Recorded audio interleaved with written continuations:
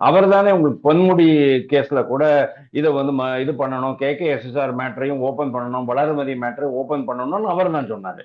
அப்போ இதுக்கு அவர் என்ன சொல்றாரு, நீங்க உடனே இதை அந்த MP MLAக்களுடைய சிறப்பு நீதிமன்றம் இருக்கு, அதுல வந்து 3 மாசம் டைம் கொடுக்குறாரு. உடனே பெரியசாமி என்ன பண்றாரு, உச்ச நீதிமன்றம் போறாரு.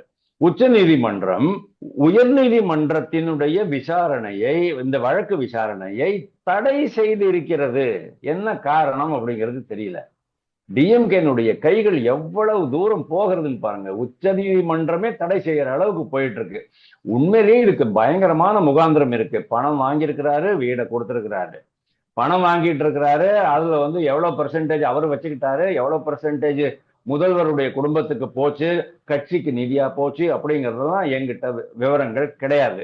ஆனா கண்டிப்பா அந்த காலத்துல கருணாநிதி பீரியட்லயே ஆகட்டும், இன்னைக்கு இருக்கிற மு.க. ஸ்டாலின், அதாவது திமுக தலைவர் மு.க. ஸ்டாலினுடைய ஒரு ஆட்சி காலத்தையும் இருக்கட்டும், திமுக உடைய தலைமையில அந்த குடும்பம் இருக்கும்போது அந்த குடும்பத்துக்கு ஒரு ஒரு கட்டு அது போகாம இருக்காது.